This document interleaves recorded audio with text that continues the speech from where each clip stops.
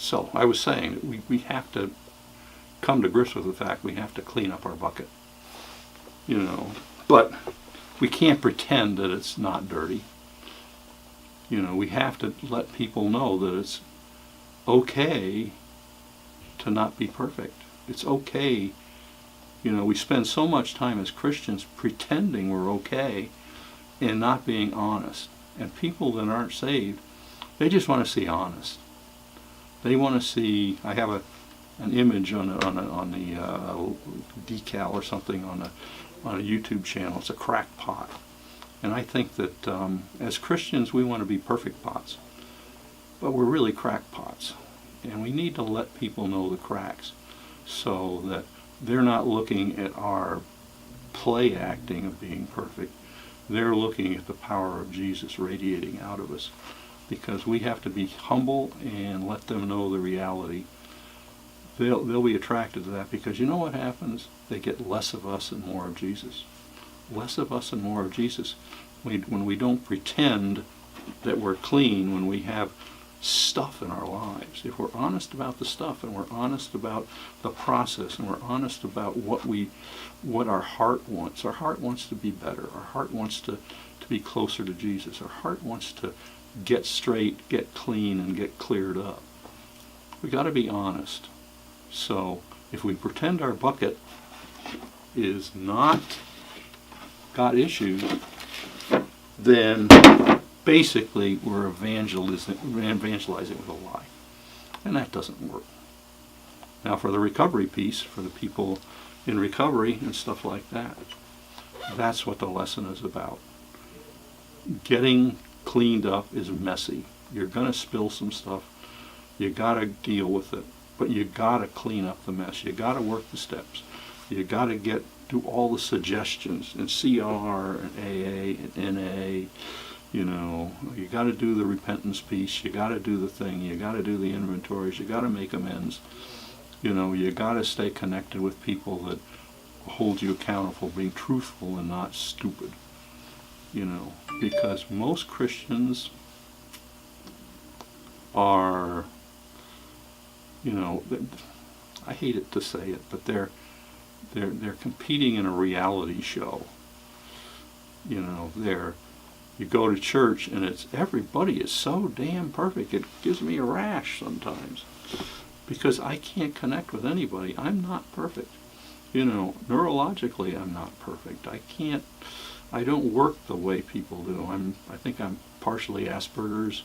Neurologically I don't get people. I don't get a lot of that stuff. And I miss cues, and I stumble over things, and I stomp on the flowers, and I do a bunch of stuff. And I can't function. I can't pretend. So that's to a certain extent why I've sort of fallen back on I am what I am. But I'm getting better. I am getting better. And I want you to know that you can get better. That's the bucket. We don't have to pretend we don't have flaws. But we got to do the job of cleaning up the stuff. We got to haul the stuff out as it thaws out. As you stay sober, you stay clean, as you stay a Christian, it's not you're perfect, it's not you're better, it's that the stuff that was hidden is hauled out into the light. And when it comes out in the light, the Lord wants you to haul it out. If you just take it and stuff it back down and put a Christian pasty over it and say, that doesn't work. It doesn't work. People you want to come to Christ see the truth. The only person you're lying to is yourself. And you're lying to the people that you care the most about. Because if you're honest with them and you're transparent about your recovery, then people are going to see that. They're going to know that. And they're going to see Jesus through it. They're not looking for your perfection. They're looking for the light of Christ shining through your broken spots. And so the lesson is all about not pretending you're perfect and being diligent about working the process and working the steps. If you don't know about the steps, you can do the CR version, you can do the AA version, you can do the NA version, you can do the OA version, or you can just look at generic 12 steps up.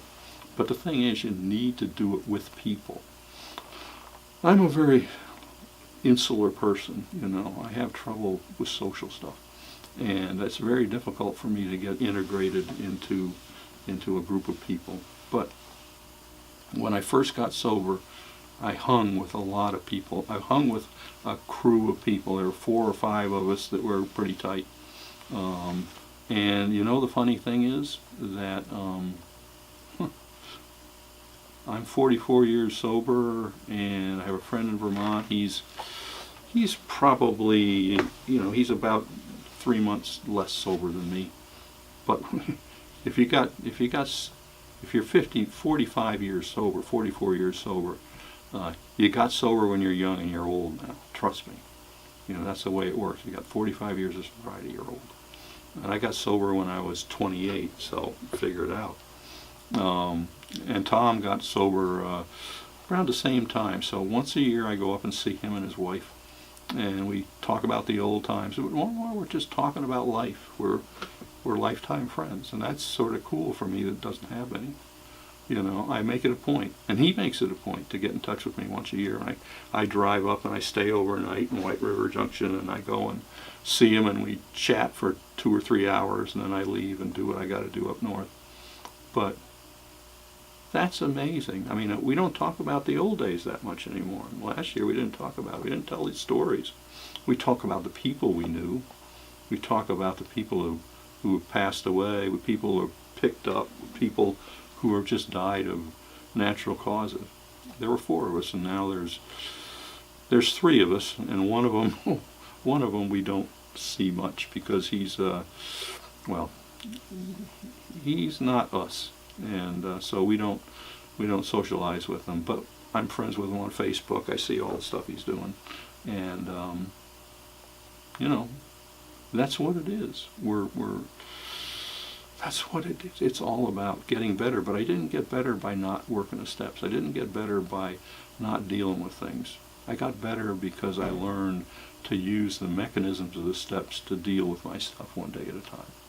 If I got a problem, I get a piece of paper and I inventory the thing. If I got a problem, I talk to people.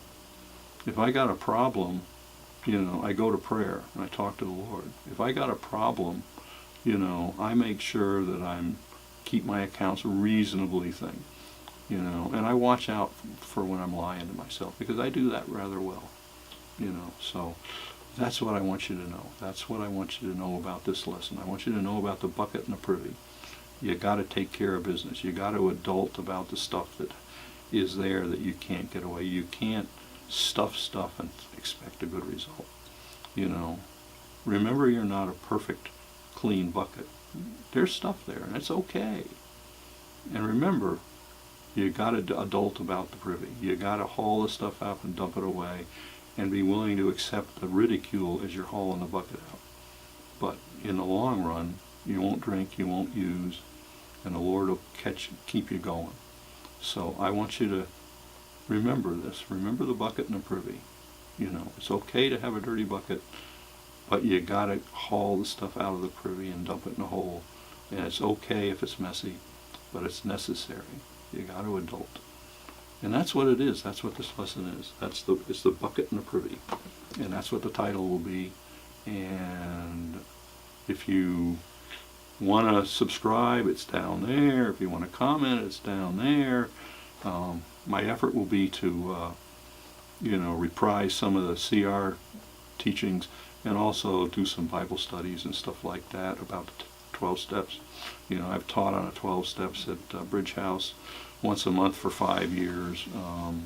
Don't know how good it was, but it was, I'm used to it. I taught at Ritchie's in Worcester for a year or so, once a month. Again, on the steps. I enjoy talking biblically on the steps. It's really cool. It's good for Christians to study the steps. If you're just a Christian, you just stumbled on this, watch for the step stuff, because, it is a marvelous Christian discipleship process. It will do amazing things for you. I'm not an addict. Addicts are human beings. Drunks are human beings. Are you a drunk? Yeah, but I'm a Christian. Are you a human being who's a Christian? If you're a human being who's a Christian, you're a sinner who is a Christian. That's why you're there. That's why it works. because you're a sinner saved by grace.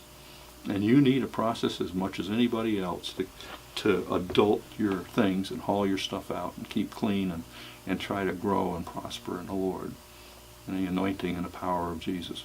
So I want you, if you're a Christian, come along. You know, listen to the videos, make comments, hook up and stuff like that. And if you're a new addict or a new alcoholic, come listen. Go to a meeting. Don't drink. Go to a meeting. Ask for help. Do the whole 9 yards. You know, and if you want to comment, down below. If you want to subscribe, down below. I'll try for one video a week of miscellaneous stuff. It's going to be about Christian. It's going to be about recovery. It's going to be about staying sober. It might even be about food and stuff, because I'm struggling with food right now.